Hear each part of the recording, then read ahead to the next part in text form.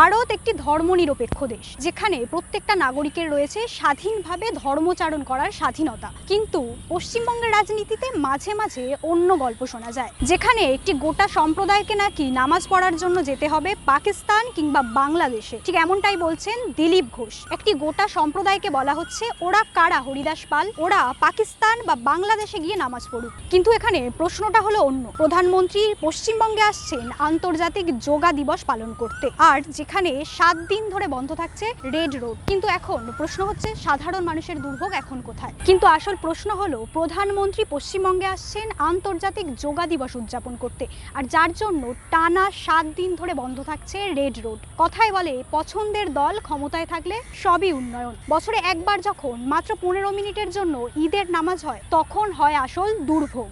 আর টানা 7 দিন ধরে যখন রেড রোড বন্ধ থাকছে, তখন কি দুর্ভোগ হচ্ছে না? ভাবুন তো, বছরে একবার আনুষ্ঠানিকভাবে 15 মিনিটের জন্য ধর্মচারণ করার জন্য যেতে হতে পারে বাংলাদেশ কিংবা পাকিস্তান, কিন্তু প্রধানমন্ত্রী বা মুখ্যমন্ত্রী এলে টানা 7 দিন রাস্তা বন্ধ থাকতেই পারে। তাহলে আসলে কি চলছে? শাসকের আইন নাকি আইনের শাসন?